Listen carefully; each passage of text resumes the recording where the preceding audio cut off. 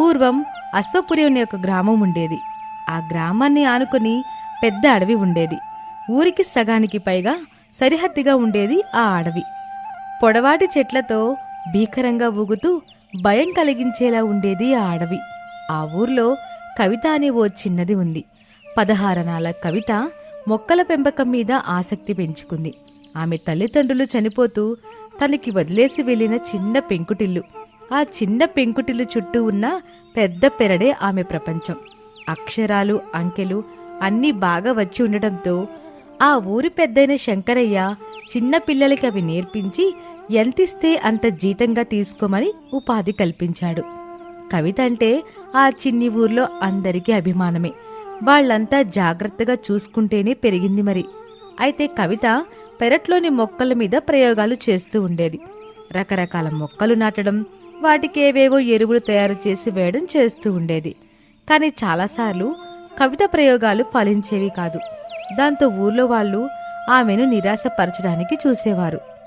కవిత, మొక్కల పెంపకం అందరికీ అచ్చిరాదే, ఇక నువ్వు సమయం, శ్రమ వృధా చేసుకోవడం మానే. అవునే కవిత, ఎందుకు అంత కష్టపడి పెంచుతావు? అవి పెరిగినట్టే పెరిగి ఎండిపోతున్నాయి. నీ చేతిలో రాతుండాలే కానీ నువ్వంత జాగ్రత్తగా సాగు చేయకపోయినా పెరిగిపోతాయి. కవిత వాళ్ళ మాటలకి బాగా నిరాశ పడిపోయేది. నిజంగా నాకు మొక్కలు పెంచే జ్ఞానం లేదా? అందరూ అంటున్నట్టే నేను ఎన్నిసార్లు మొక్కలు నాటినా అవన్నీ ఎండిపోతూనే ఉన్నాయి. అంతమంది చెప్తుంటే వినకపోవడం నా మూర్ఖత్వం. ఇక నేను మొక్కల జోలికే వెళ్ళను. ఇలా కవిత అందరి మాటలు విని పెరట్లోకి వెళ్లడమే మానేసింది. కాని మనసు ఆగుతుందా? ఎవరేమనుకుంటే నాకేమని మళ్లీ తన ప్రయోగాలు తాను చేసేది. ఇలా ఉండగా ఒక ఏడాది ఊర్లో అసలు వానలు, మంచు పడలేదు. దాంతో పంటలన్నీ ఎండిపోయాయి. ఆ మరుసటి ఏడాది కూడా అలానే సాగింది. దీంతో ఊర్లో ఉన్న నిల్వలు నిండుకున్నాయి. పక్కూరు నుండి అధిక ధరలకు కొనుగోలు చేయాల్సిన పరిస్థితి వచ్చింది. ఏంటో ఈ 2 సంవత్సరాలు భగవంతుడు మనల్ని కరుణించలేదు. ఉన్న నిల్వలైపోయి డబ్బు దారబోసి కొనుక్కోవాల్సిన పరిస్థితి వచ్చింది. ఏం చేస్తాం పెద్దాయనా? మొక్కలు నాటినా నిలబడట్లేదాయే. నీరవసరం లేని పంటలేసినా ప్రయోజనం లేకపాయే. దారి వెంబడి వెళ్తున్న కవిత నిలబడి వాళ్ళ మాటలు విన్నది. ఈ ఊరు నాకెంతో మేలు చేసింది. కష్ట సమయంలో నాకు చేతనైన సహాయం నేను చేయలేకపోతే ఇక నేను వ్యర్థమే. ఏదో ఒకటి చేసి మళ్లీ ఊళ్ళో పచ్చదనం చూడాలి. అవును పెద్దాయనా, మన ఊరిని ఆనుకొని ఉన్న అడవిలో ఒక అవ్వ మొక్కలు అద్భుతంగా పెంచుతూ ఉంటుందట కదా. ఆ విషయం మన తాత ముత్తాతలు చెప్తే మనం విన్నాం. అది నిజమో కాదో ఎవరికీ తెలియదు. పైగా అంతటి భయంకరమైన అడవిలోకి వెళ్లి సాహసం చేసిందెవరు? అది నిజమేలే. గాలికి ఆ చెట్లుగే శబ్దం వింటేనే గుండె అదిరిపడతాయి. ఆ మాటలు కవితని ఆలోచింపచేశాయి. ఆ రాత్రి నిద్రపోకుండా ఆలోచిస్తూ ఉండిపోయింది. నిజంగానే అడవిలో మనకేదైనా ఉపయోగపడే విషయం ఉందా? నిజమే, వానలు పడక ఊళ్ళో మొక్కలన్నీ ఎండగట్టుకుపోయాయి. కాని ఆ అడవి ఇంకా పచ్చగా భీకరంగానే ఉంది కదా. అసలు అదెలా సాధ్యం? వానలు లేకపోతే వేడెక్కువయ్యి సాధారణంగా అడవిలో కార్చిచ్చులు రేగుతాయి కదా. కాని ఈ అడవి తేమతో కలకలలాడుతుందే. అప్పుడు నిర్ణయించుకుంది కవిత అడవిలోకి వెళ్లాలని. పొద్దు పొడవగానే లేచి అన్నమూట కట్టుకుని అడవిలోకి నడక మొదలుపెట్టింది. ఊళ్ళోని ఒకరిద్దరూ కవిత అడవిలోకి వెళ్లడం చూసి ఆశ్చర్యపోయారు. ఆ వార్త అందరికీ పాకింది. మరోవైపు కవిత దట్టమైన అడవిలో అతి కష్టంగా ముందుకు సాగుతూ ఉంది. 4 రోజుల ప్రయాణమంత దూరం నడిచింది. ఎక్కడ ఏమీ కనబడలేదు కవితకి. ఇంత దూరం వచ్చినా ఇక్కడ మనకి ఉపయోగపడేది ఏమీ కనిపించలేదు. నేను వ్యర్థ ప్రయత్నం చేస్తున్నానా ఏంటి? తెచ్చుకున్న ఆహారం కూడా అయిపోతుంది. ఒంట్లో ఓపిక తగ్గిపోయింది. నేను తిరిగి ఊరికి వెళ్ళగలనా? అలా మాట్లాడుకుంటూ ఉంటే కవితకి ఏడుపు తన్నుకొచ్చింది. ఏడుస్తూనే ముందుకు నడిచింది. అప్పుడు అద్భుతంగా కనిపించింది ఒక పచ్చని తోట. అడవిలోనే ఉన్న భిన్నంగా కనబడింది. బోలెడు పూల మొక్కలు, కూరగాయల మొక్కలు, పండ్ల మొక్కలు, మనిషికి కావలసిన ప్రతి మొక్క అక్కడే ఉంది. ఆ తోట మధ్యలో ఉంది వెదురు గుడిసె ఒకటి. కవిత ఆ గుడిసె వద్దకు వెళ్లి తలుపు తట్టింది. తెల్లని జుట్టు, తెల్లని చీరతో ఉన్న ఒక అవ్వ తలుపు తీసింది. మా ఊరంతా చెప్పుకుంటున్న అవ్వ మీరేనా అని అడిగి సమాధానం రాకుండానే కళ్ళు తిరిగి పడిపోయింది. కాసేపటికి స్పృహొచ్చి చూస్తే గుడిసె లోపల నిద్రపోయి ఉంది. ఇదంతా నిజమేనా? కల కదా? నిజంగానే నేను అవను చూశానా? అవును మనవరాలా, ఎంత నీరసంగా ఉన్నావు. ఎక్కడి నుండొచ్చావు? ఎలా వచ్చావసలు? అవ్వా, మాది అశ్వపురి. మా ఊళ్ళో 2 సంవత్సరాల బట్టి వానలేక ఉన్న నిల్వలైపోయి అందరూ ఇబ్బంది పడుతున్నారు. అడవిలో ఒక అవ్వ మొక్కల్ని అద్భుతంగా పెంచుతూ ఉంటుందని అందరూ చెప్పుకుంటూ ఉన్నారు. ఆ అవ్వని కలవడానికి నేను కష్టపడి వచ్చాను. అది నువ్వే కదా అవ్వా? అవును, నేనే. ఈ మొక్కలని నువ్వే పెంచావా? ఒక్కదానివే? అవును, నాకు వేరే వ్యాపకం ఏమీ లేదు, మొక్కలు పెంచడం తప్ప. ఇంత తోట పెంచాలంటే కనీసం 20 ఏళ్ళు, ఎంత కాదన్నా 10 మందైనా శ్రమ పడాలి. నేనొక్కదాన్ని 100 మందికి సమానం. నా వయసు 250 సంవత్సరాలు. ఇన్నేళ్ల బట్టి నేను చేస్తున్న పని ఇదే. 250? అసలు నమ్మబుద్ధి కావట్లేదు. అసలు ఇన్నేళ్లు బ్రతకడం సాధ్యమేనా? నేను ప్రకృతి ఒడిలో బ్రతుకుతున్నాను. ఎటువంటి కాలుష్యం అందని ప్రదేశంలో ఉన్నాను. అందుకే సాధ్యమైంది. మళ్ళీ నేను మీ వాతావరణంలోకి వస్తే వారం రోజుల్లో పైకి పోతాను. అవ్వా, నేనొచ్చిన పని సూటిగా చెప్తాను. నాకు మొక్కల పెంపకం గురించి తెలియాలి. నేను చాలాసార్లు మొక్కలు పెంచాను, కానీ ప్రతిసారి నాకు ఓటమి ఎదురయ్యింది. అందరూ నన్ను మొక్కల పెంపకం జోలికి వెళ్ళొద్దని చెప్పేవారు. నేర్పిస్తాను, కానీ అందుకు నువ్వు కనీసం 2 నెలలైనా నా దగ్గరుండాలి. తప్పకుండా అవ్వా, నాకు ముందు వెనుక ఎవరూ లేరు. మా ఊరే నా కుటుంబం. వాళ్ల కోసం ఏమైనా చేస్తాను. అవ్వ కవితకు మెల్లగా వ్యవసాయ పాఠాలు నేర్పడం మొదలుపెట్టింది. అవ్వ వేప నూనెని, వెల్లుల్లి, మిర్చి, బూడిద ఇలా కవితకు తెలియని కొత్త కొత్త ముడి పదార్థాలతో ఎరువులను తయారు చేసి చూపించింది. ఆఖరికి అరటి తొక్కలు, నారింజ తొక్కలు, బియ్యం నీళ్లు ఏవి వ్యర్థంగా పోనిచ్చేది కాదు. మొక్కలే మొక్కలకు ఎరువులుగా వాడేది. అతి తక్కువ నీటితో ప్రతి చుక్క భద్రంగా వాడుతూ అద్భుతంగా తోటను సాకేది అవ్వ. అవన్నీ కవిత శ్రద్ధగా నేర్చుకుంది. 2 నెలలు ఇట్టే గడిచిపోయాయి. కవిత అవ్వను విడిచి తిరిగి వెళ్లే సమయం ఆసన్నమైంది. అవ్వా, ఇక నేను వెళ్ళొస్తాను. మనవరాలా, నీకు ఈ ప్రదేశం నచ్చిందా? నాకు బాగా నచ్చిందవ్వా. సరే మరి, నాకివన్నీ నేర్పించినందుకు గురుదక్షిణ ఇవ్వవా? అవ్వా, నీకివ్వడానికి నా దగ్గర ఏమీ లేవని నీకు తెలుసు కదా. నాకు నువ్వే కావాలి తల్లి. నువ్వనుకున్నట్టుగా వెళ్ళి నీ ఊరికి సహాయం చెయ్యి.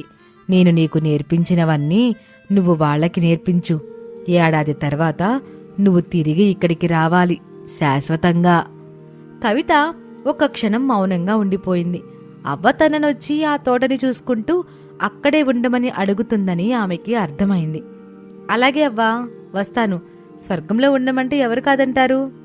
మంచిది, వెళ్ళి నీ సంకల్పాన్ని నెరవేర్చుకుని తిరిగి రా తల్లి. కవిత వారం రోజులు తిరుగు ప్రయాణం చేసి ఊరికి చేరుకుంది. కవిత అప్పటికే చనిపోయుంటుందని భావించిన ఊరివాళ్లు ఆమెను చూసి భయపడ్డారు. కవిత, నువ్వు బ్రతికే ఉన్నావా? అడవిలోకి క్షేమంగా వచ్చావా? కవిత, నువ్విక తిరిగి రావని అందరం అనుకున్నాం. ఇంతకీ ఎక్కడికెళ్ళావు?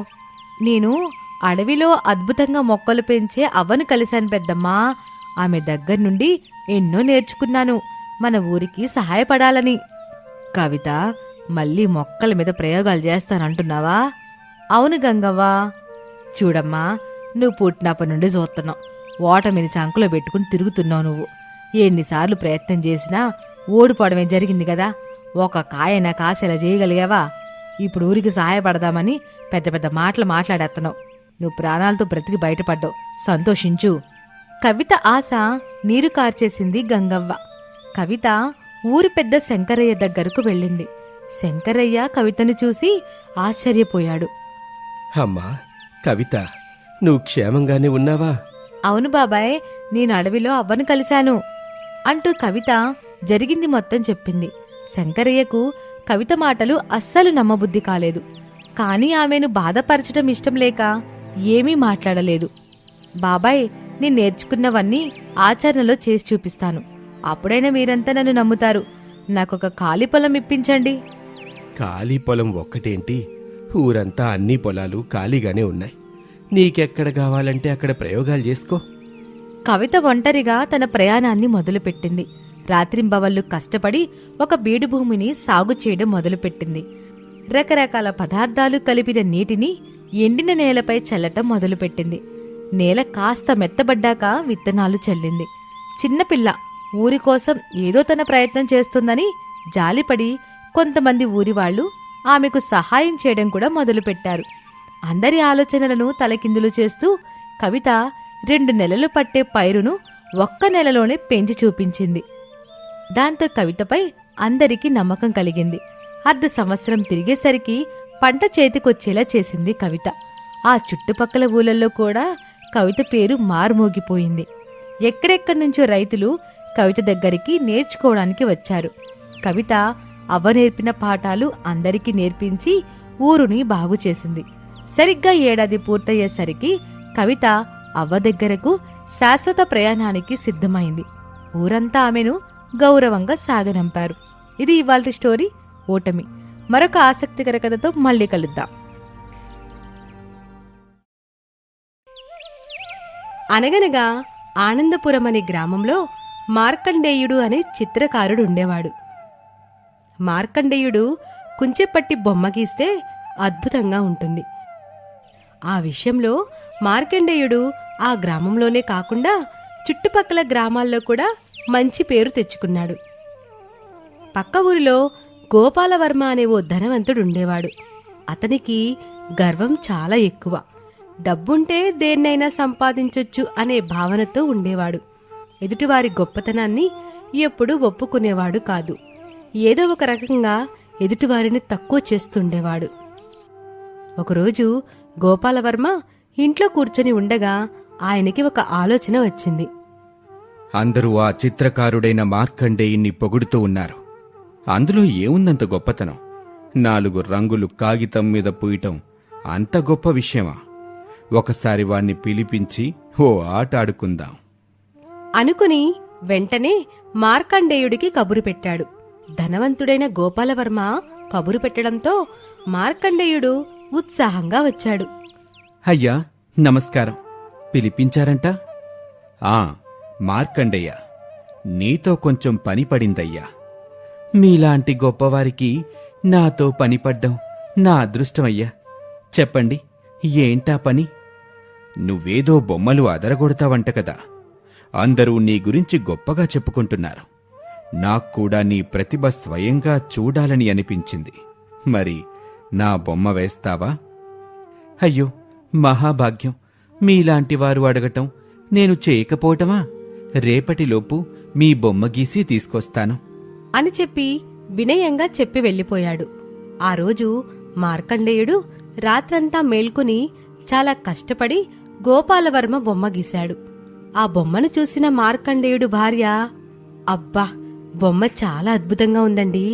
ఇది చూస్తే గోపాలవర్మ గారు సంబరపడి మీకు విలువైన కానుకలిస్తారు అని చాలా ఆనందంగా చెప్పింది.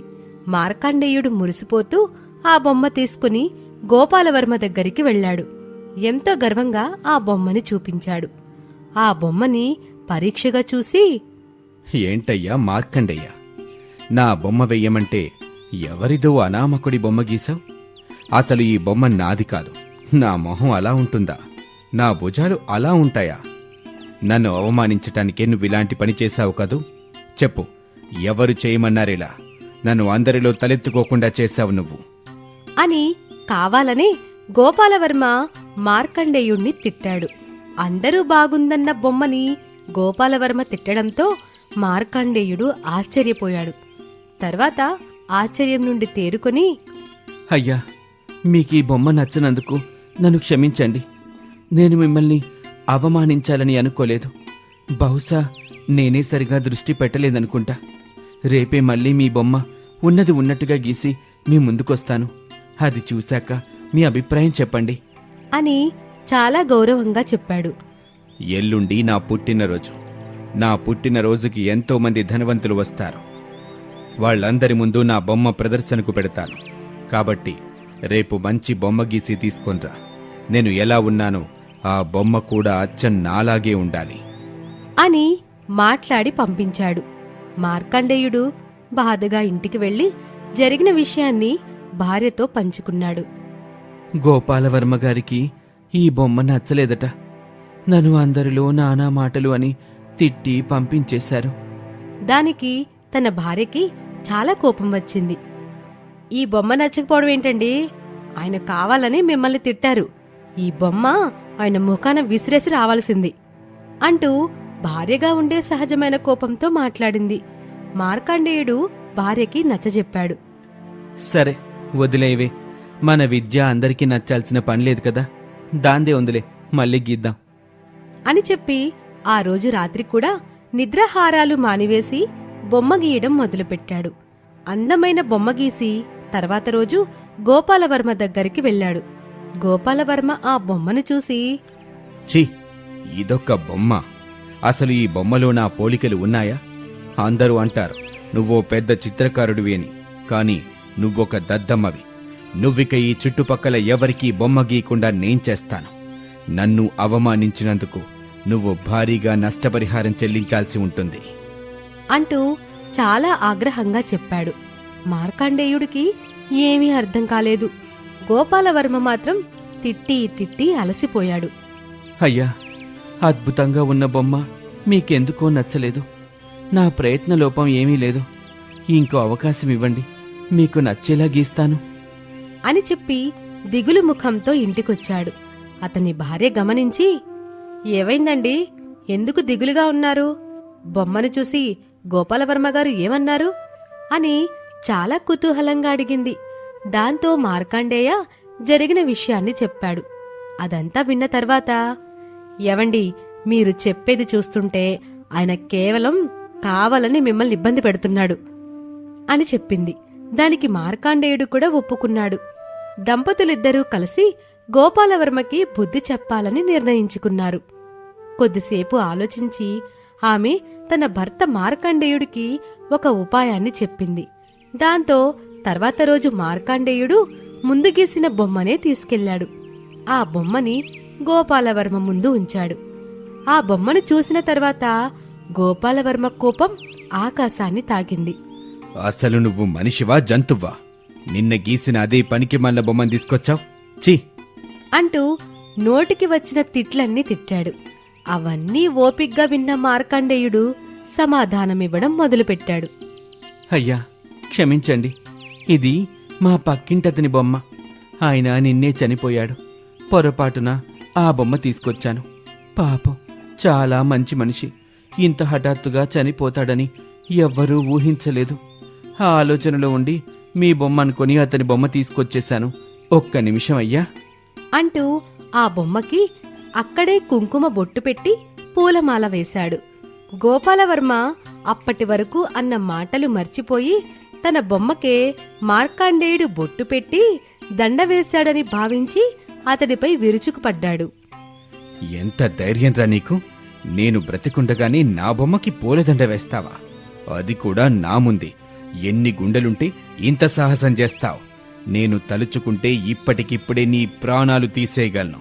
ముందు ఆ బొట్టు దండ తీసేయ్. అయ్యా, క్షమించండి. అయితే ఈ బొమ్మ మీదే అని ఒప్పుకున్నారు కదూ? అదే నాకు కావాల్సింది. వెంటనే దండా బొట్టు తీసేస్తాను. ఏమన్నావ్? నేనొప్పుకోవడమేంటి? నేనొప్పుకోను. అయితే మళ్ళీ బొట్టు పెట్టి దండ వేయమంటారా? ఏం చావాలని ఉందా నీకు? మీకంత కోపం వచ్చిందంటే ఈ బొమ్మలో మీ రూపం కనిపిస్తుందనే కదా అర్థం.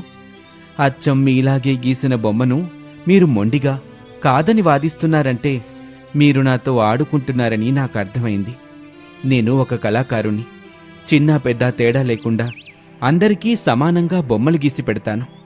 కాని మీలాంటి డబ్బున్న వాళ్ళు మా కళను, మా స్థాయిని అవమానించాలని చూస్తున్నారు అని చాలా వినయంగా చెప్పాడు. దాంతో గోపాలవర్మకి బుద్ధొచ్చింది. అమ్మో, ఈ మార్కండేయుడు మామూలువాడు కాదు. ఇంకా నేను మొండిగా వాదించి గొడవ పెద్దది చేస్తే వీడు నా బొమ్మకు దండవేసి ఊరంతా ఊరేగించినా ఊరేగిస్తాడు. జనాల్లో నా పరువు పోతుంది. మార్కండేయ, నేను నిన్ను అవమానించట్లేదు. నీ తెలివితేటల్ని పరీక్షిస్తున్నానయ్యా. నీలో దాగి ఉన్న కళను జనాలకు తెలిసేలా చేయటానికే నిన్ను ఇంతగా ఇబ్బంది పెట్టాను. నా బొమ్మ నాకు ఇచ్చి నీ బహుమతి నువ్వు స్వీకరించి వెళ్ళు. గోపాలవర్మకి తగిన శాస్తి జరిగేలా ఉపాయం చెప్పినందుకు మార్కండేయుడు తన భార్యకి కృతజ్ఞతలు చెప్పాడు. నువ్వు చెప్పిన సలహాతో దెబ్బకి ఆ గోపాలవర్మ తిక్క కుదిరింది. నువ్వు చాలా మంచి సలహా ఇచ్చావు. మనకి బహుమతిగా చాలా డబ్బులు కూడా ఇచ్చారు. కళని చులకనగా చూసేవాళ్లకి అవమానమే జరుగుతుంది. మీరెంత మంచి చిత్రకారులో చుట్టుపక్కల ప్రాంతాల వాళ్ళందరికీ తెలుసు. ఇప్పుడు ఆ గోపాలవర్మ కూడా ఒప్పుకుంటాడు. అప్పటినుంచి గోపాలవర్మ వేరే వారిని ఆడుకోవడం ఆపేసి తన పని తాను చూసుకోవడం మొదలుపెట్టాడు. ఆ సంఘటనతో మార్కండేయుడి పేరు మరింత వ్యాప్తి చెందింది. తన బొమ్మలకి విలువ కూడా పెరిగింది. దాంతో 4 రాళ్లు వెనకేసుకుని భార్యతో సంతోషంగా బ్రతికాడు. ఈ కథ ద్వారా మనం తెలుసుకోవాల్సిందేంటంటే, మనకి డబ్బుంది కదా అని ఎదుటివారిని కించపరచకూడదు. అలాగే ఎదుటివారి ప్రతిభని గుర్తించాలి. అర్థమైందా? కథ విన్నందుకు చాలా సంతోషం. వచ్చే కథలో మరలా కలుసుకుందాం. బాయ్.